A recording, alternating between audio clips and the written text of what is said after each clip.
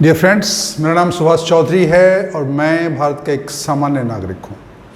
आज का वीडियो बहुत ही ज़्यादा इम्पोर्टेंट है हमारे सीनियर सिटीजन फ्रेंड्स के लिए, उन दोस्तों के लिए, मित्रों के लिए जिनकी उम्र 55-60 से ऊपर हो गई है।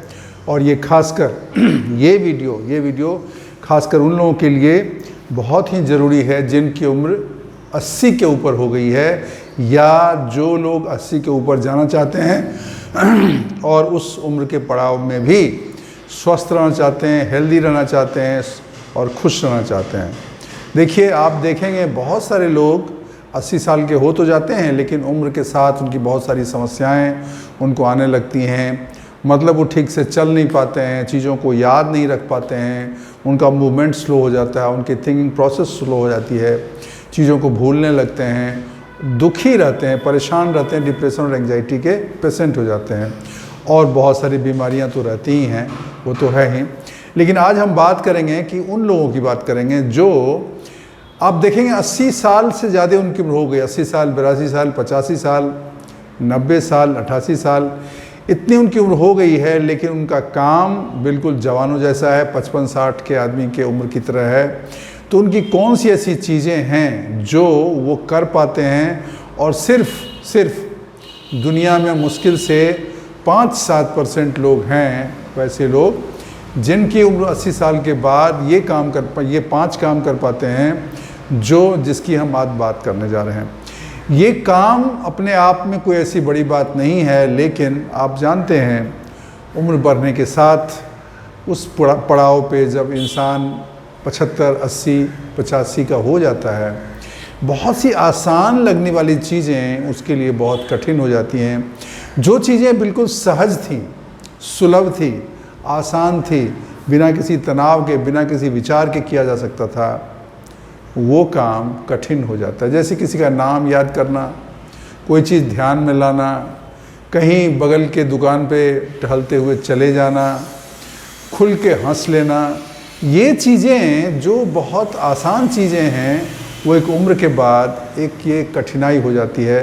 तो आज हम बात करेंगे ऐसी कौन सी चीज़ें हैं, कौन सी 5 एक्टिविटीज़ हैं जो सिर्फ 5% लोग आउट ऑफ जो भी 80 के जो ऊपर ज़िंदा रहते हैं उनमें से भी मैं बात कर रहा हूँ। अगर 80 में 100 लोग हैं जो 80 का उम्र पार करते हैं, उनमें से सिर्फ 5 लोग ऐसे हैं, मतलब सिर्फ 5% पीपल ऐसे हैं जो ये 5 काम कर पाते हैं।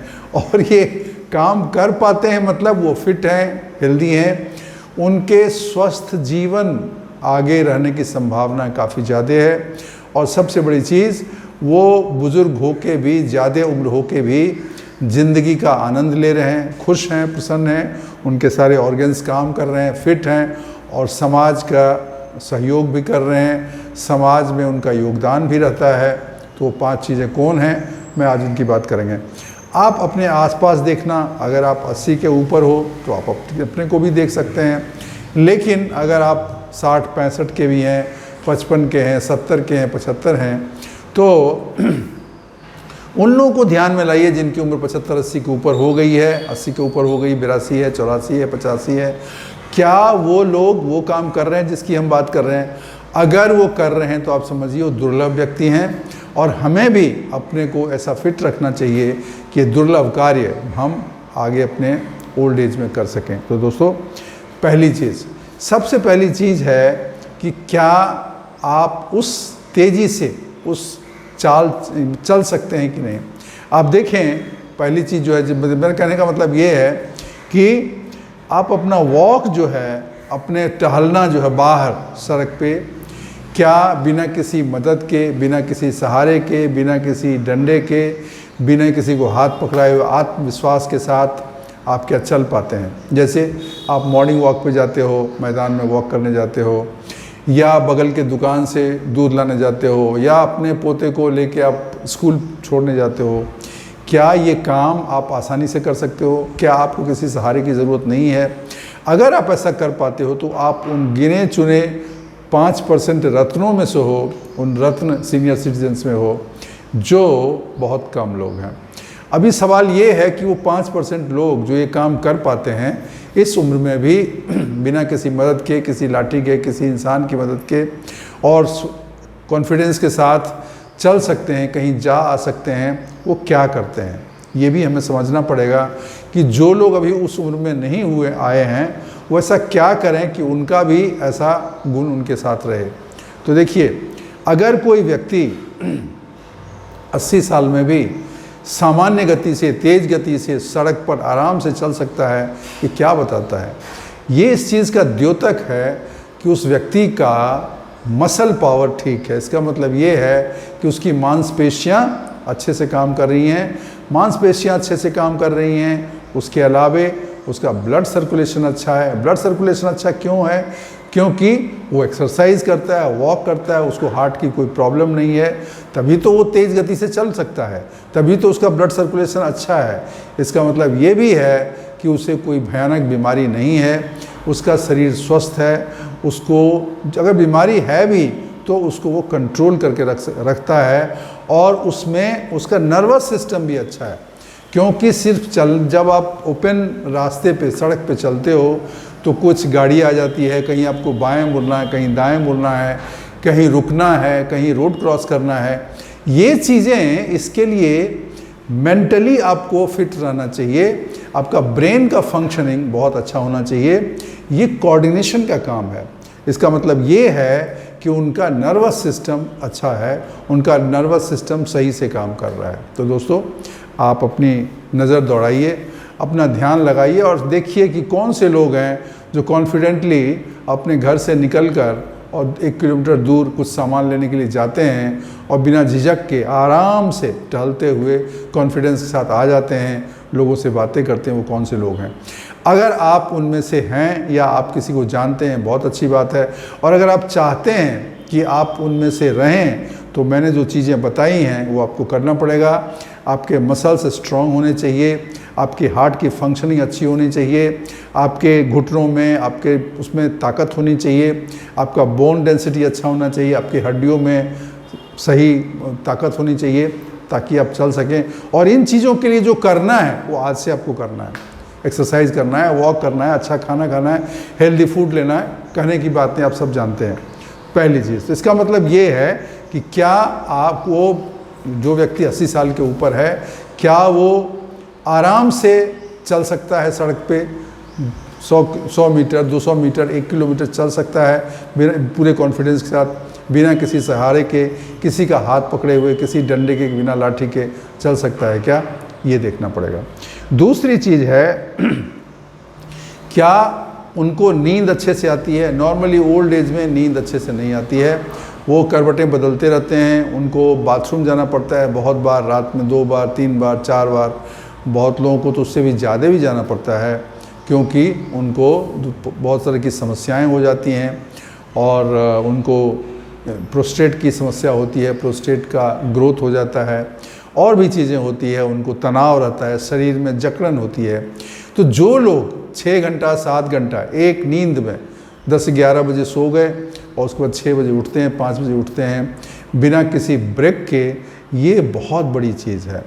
अभी क्यों बड़ी चीज़ है, पहले तो मैं बताऊंगा कि आपको नींद अगर अच्छी आती है तो फ़ायदे क्या हैं, और दूसरी चीज़ ये बताऊंगा कि आप अगर चाहते हैं कि आपको बिना ब्रेक का, बिना किसी रुकावट के 6-7 घंटे नींद हो तो आपको क्या करना चाहिए। देखिए, जो लोग अच्छे से नींद आती है उनका तो एक तो पूरा सिस्टम अच्छा रहता है, नॉर्मली वो हेल्दी होते हैं, रात का खाना वो जल्दी खाते हैं, गरिष्ठ भोजन नहीं करते हैं, सामान्य भोजन करते हैं, बहुत ज़्यादा तला भुना चीज़ नहीं लेते हैं, रात को ड्रिंक विंक नहीं लेते हैं।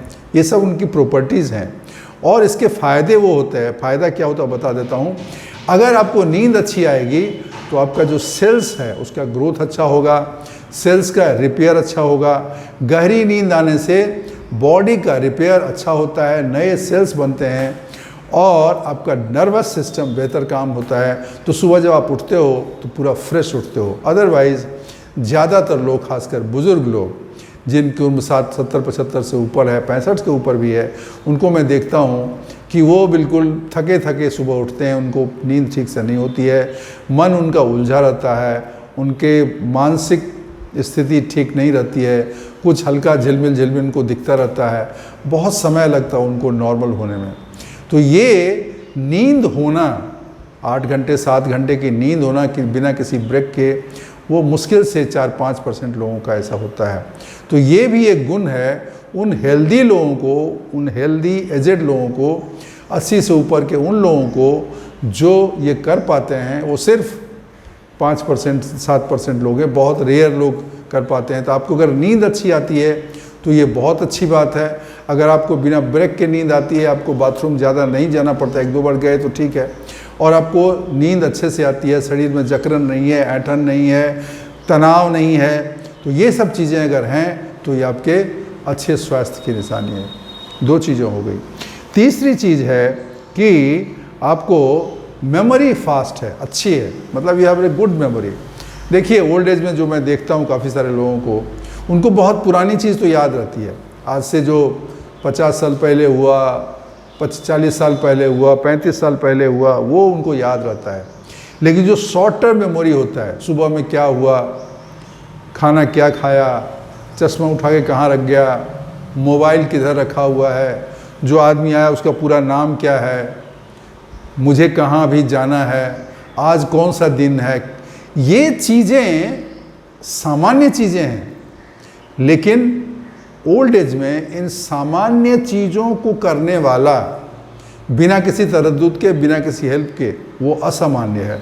असामान्य है मतलब रेयर है, रेयर है मतलब कम लोग कर पाते हैं। ये शॉर्ट टर्म मेमोरी आपका उन लोगों का अच्छा होता है, और सिर्फ 5% 7% लोग होते हैं जिनकी ऐसी स्ट्रॉन्ग शॉर्ट टर्म मेमोरी होती है। ना सवाल ये उठता है कि शॉर्ट टर्म मेमोरी जिनकी स्ट्रॉन्ग होती है क्यों होती है? थोड़ा बहुत जेनेटिक इफेक्ट भी है, मैं मानता हूँ, कुछ लोगों को जेनेटिकली उनका मेंटल पावर स्ट्रॉन्ग होता है। लेकिन इन जनरल अगर कोई व्यक्ति, उसकी शॉर्ट टर्म मेमोरी बहुत अच्छी है, इसका मतलब ये है कि वो, उसका नर्वस सिस्टम अच्छा है, उसका दिमाग के जितने तंतु हैं, जितने पार्ट हैं, वो अच्छे से काम करता है, उसमें सिकुड़न नहीं है। दिमाग में एक पोर्शन होता है जिसे हम कहते हैं हिप्पोकैम्पस, एक एरिया होता है, और ये शॉर्ट टर्म मेमोरी के लिए रिस्पॉन्सिबल होता है।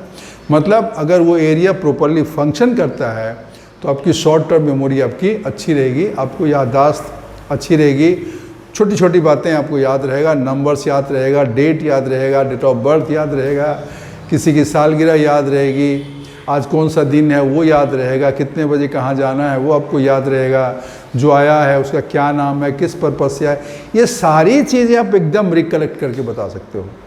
तो ऐसा क्यों होता है? इसका मतलब ये है कि उस इंसान ने अपने ब्रेन को फिट रखा है, एक्टिव रखा है, वो खुश रहता है, वो हैप्पी रहता है, वो बहुत सारा बोझ और तनाव सर पे लेके नहीं घूमता। अदरवाइज ये जो हमने बोला हिप्पोकैम्पस, उसको सिकुड़ने लगता है। इन देखिए जनरल क्या होता है, आप सुनेंगे अभी, ब्रेन में ना बहुत सारे एरिया होते हैं और शरीर में भी चीज़ें धीरे धीरे सिकुड़ने लगती। एनीथिंग, जैसे पत्ते हैं, पौधे हैं, उनको पानी न मिले, उनको खाना न मिले, उनको हवा न मिले, उनको धूप न मिले तो मुरझा जाता है, सिकुड़ जाता है। वैसे ही इंसान का जीवन है, ऐसे ही इंसान का शरीर है। अगर उसका हवा पानी, खाद पानी नहीं मिला, वो सिकुड़ने लगेगा, वो छोटा होने लगेगा और उसकी जो कार्य क्षमता है वो घट जाती है। तो दोस्तों इस पे आप ध्यान रखिएगा। तो ये कैसे, ये इम्प्रूव कैसे होगा? तो इसके लिए ज़रूरी है कि आपका ब्रेन फंक्शनिंग अच्छा होना चाहिए। ब्रेन फंक्शनिंग अच्छा कैसे होगा? अगर आप अच्छे से घूमते हैं, फिरते हैं, सोशली एक्टिव रहते हैं, अच्छे खाना खाते हैं, ऐसी चीज़ें जो ब्रेन हेल्थ को इम्प्रूव करता है, आपके नसों को मजबूती देता है, वैसे भोजन करते हैं तो आपका ब्रेन का फंक्शनिंग अच्छा होता है। इसके अलावा आपकी अगर एक्सरसाइज है, वॉक है, ये सब चलती रहती है तो आपके ब्रेन में, ब्रेन के एरिया में आपका ब्लड्स जो है सप्लाई प्रॉपर होता है, ऑक्सीजन की मात्रा पर्याप्त है, मिलती है जो उनको चाहिए। और अगर कंटिन्यूसली ये चीज़ें होती रहेंगी तो ब्रेन फंक्शन अच्छा रहेगा। शॉर्ट टर्म मेमोरी का जो एरिया है वो उसको बल मिलता रहेगा, वो ऐसा है तो वो ऐसा सिकुड़ के छोटा नहीं होगा, ठीक है ना। और अगर सिकुड़ा नहीं तो आपकी याददाश्त अच्छी रहेगी, आपकी मेमोरी अच्छी रहेगी। तो ये चीज़ जो है बहुत ज़रूरी है। इसके लिए आपको जो भी ज़रूरी काम करने हैं, एक्सरसाइज करना है, घूमना फिरना है, सोशली एक्टिव होना है, अच्छे खाना खाना है, ब्रेन हेल्दी फूड खाना है। मैंने ब्रेन हेल्दी फूड पे भी बनाया हुआ है, ये वीडियो बनाया हुआ है। ये चीज़ें अगर आप करते हैं तो आपका ब्रेन फंक्शनिंग अच्छा रहेगा और आप फिट रहेंगे। 3 चीज़ें हो गई। चौथी चीज़ बहुत ही इम्पोर्टेंट है आपके हेल्थ के लिए, फिटनेस के लिए। 80 साल से ऊपर के लोग, उनके साथ ये होता है जो मैं बताने जा रहा हूँ। ये सुनने में अच्छा नहीं लगता है लेकिन फिर बताता हूँ। ये उनका डाइजेशन सिस्टम बहुत स्ट्रॉन्ग होता है, उनका पेट और आंत उसका फंक्शनिंग अच्छा होता है, उनका जो मल त्याग है, जो बाथरूम जाते हैं, वो उनको आसानी से होता है, उसके लिए उनको स्ट्रगल नहीं करना पड़ता है। इसका मतलब ये कि उनको कब्ज की शिकायत नहीं रहती है या बहुत कम रहती है।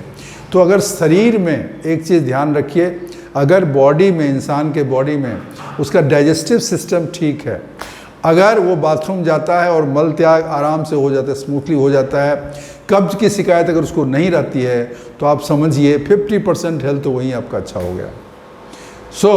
इन लोगों का जो है डाइजेशन सिस्टम बहुत ही अच्छा रहता है, इनको इस तरह की कोई प्रॉब्लम नहीं रहती है। इनको कोई अलग से लैक्सेटिव लेना, कोई दवा लेना, ये चूरन लेना, और कौन सा आता है ऐसा, बहुत सारे चूरन मिलते हैं जिसका प्रचार किया जाता है, कायम चूर्ण का प्रचार किया जाता है, ये सब की उनकी कोई ज़रूरत ही नहीं है। वो नॉर्मली ही, नेचुरली ही हेल्दी रहते हैं और उनका डाइजेशन सिस्टम अच्छा होता है। अब आप पूछोगे कि ऐसा क्यों है, हमारा क्यों ख़राब है, उनका क्यों अच्छा है? तो देखिए, उनका भोजन सात्विक होता है, सादा भोजन करते हैं, नमक, तेल, मसाला, घी उसकी कम होती है, उनके नेचुरल वे की चीज़ें खाते हैं, जैसे फ्रूट्स हो गया, सलाद हो गया, उसका सेवन करते हैं।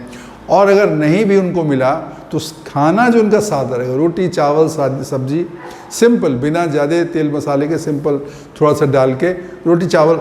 आपको मैं एक चीज़ बता दूं, आपके पास अगर बहुत ज़्यादा संसाधन नहीं है, ये ध्यान से सुनिएगा, अगर आपके पास बहुत सारा संसाधन नहीं है तो सिंपल रोटी सब्जी, दाल चावल, सिर्फ यही अगर आप अच्छे से खाते हैं, खाने के बाद तुरंत पानी नहीं पीते हैं, पानी बाद में पीते हैं, ये डाइजेशन आपका ठीक रहता है, और फाजिल का चीज़ें नहीं खाते हैं, फल वल थोड़ा मिल गया तो खा लिया, दिन में 2-3 लीटर पानी पी लेते हैं, तो आप यकीन मानिए आपका सिस्टम ठीक रहेगा, आप हेल्दी रहेंगे, आप नॉर्मली, आपको कोई बीमारी नहीं होगी। अब जो बीमारी है पहले से है, उसके साथ अगर आपका टहलना, घूमना फिरना, थोड़ा बहुत योगाभ्यास, थोड़ा बहुत एक्सरसाइज, थोड़ा बहुत वॉक साथ में अगर करते हैं तो फिर सोने पे सुहागा, ठीक है ना? ऐसा इंसान कभी नहीं रहेगा अभागा।